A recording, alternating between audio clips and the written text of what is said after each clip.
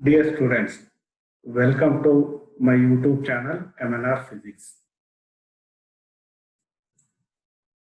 Students, welcome to 5th semester PSC Physics course.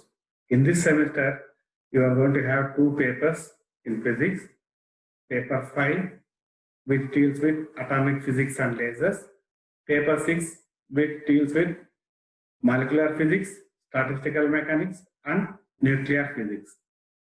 Coming to paper 5.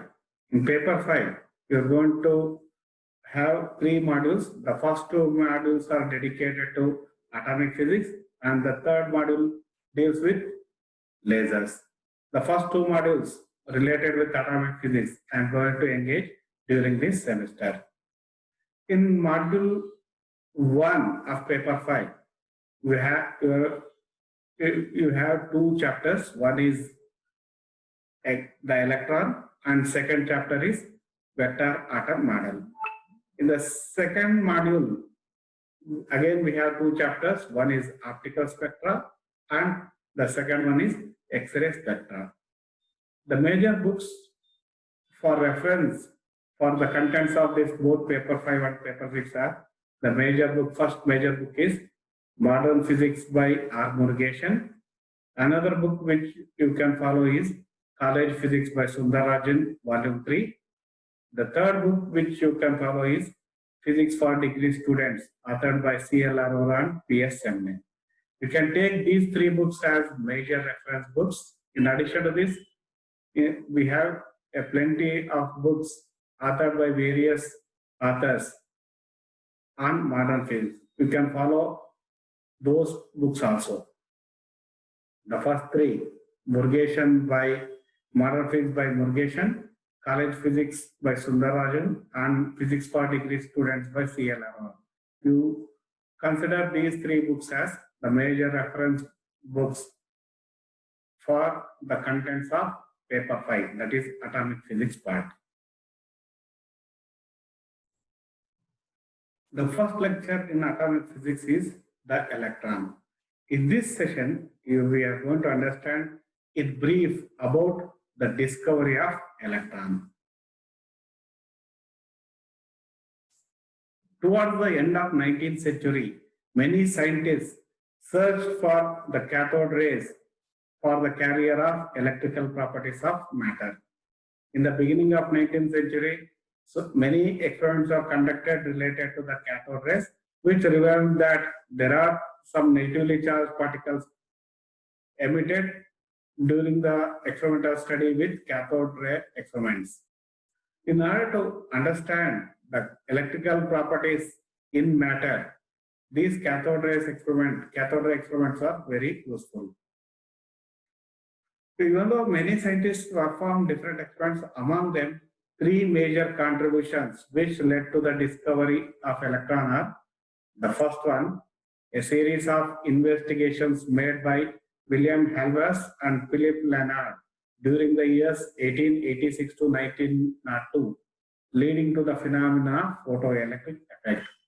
In the experiments conducted by Halvas and Lenard, they found that certain metals, when irradiated by ultraviolet radiations, emitted negatively charged particles having small velocities. The next major contribution was due to Richardson. The investigations made by the British physicist Richardson during the year 1887 to 1901 led to the discovery of phenomena of thermodynamic effect.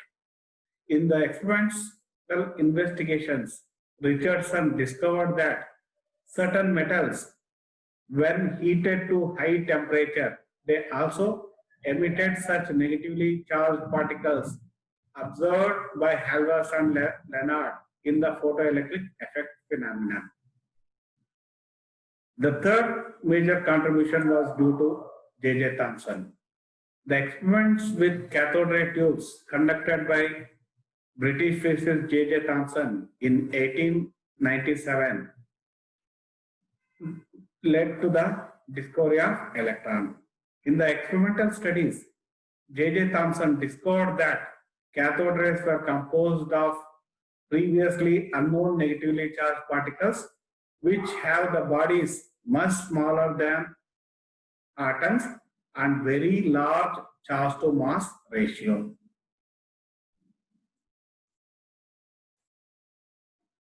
The value of specific charge, that is charge per unit mass, generally we call it as E/m ratio.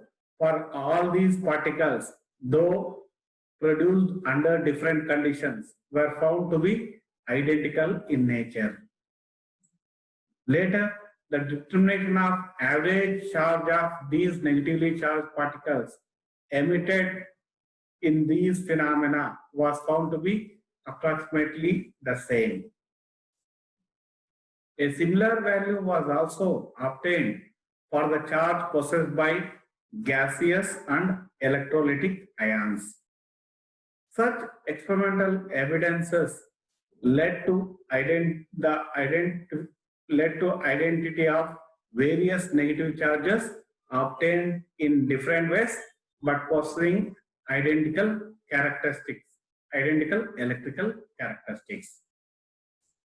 These negatively charged particles were concluded to be the constituent particles of all the atoms carrying a fundamental unit of negative charge and were called as electrons. This is in brief about how historically the discovery of electron took place. Now let us have a brief historical development regarding the determination of electronic charge, that is charge of electron. The experiments conducted by J.J. Thomson and his student J.S. Townsend in 1898, the second experiment conducted by H.A. Wilson in 1903, and the third experiment conducted by R.A. Millikan in 1913 were considered to be historically important experiments in the determination of charge of electron. After the discovery of electron, J.J. Thomson in 1898 tried to find the charge and mass of the electron. He first determined the value of specific charge, that is E/m ratio, by subjecting the cathode ray particles to electric and magnetic fields, and then by using Wilson's cloud chamber, he measured the electronic charge. Combining the two results, he also obtained the mass of the electron. The ratio E/m could be determined with great difficulty, but the measurement of charge of electron was more troublesome due to their high velocities. Inside the cathode ray tube, these negatively charged particles, already discovered by Thomson, was found to move with very high velocities. Because of these high velocities, the measurement of the charge was more troublesome. So he could not get the accurate value of charge of electron. Later on, in 1903, H.A. Wilson practically used the same experimental arrangement and using the same principles used by Thomson, but he was also failed to get accurate value of electronic charge. It was Robert A. Millikan in 1913 to first develop a direct and precise method for the determination of electronic charge. The method adopted by Millikan was ingeniously a simple experiment, and a bit of arithmetic was all Millikan used to measure the elusive fundamental particle, that is the electron. Thank you. In the next session, we are going to discuss about the Millikan's oil drop method. Thank you.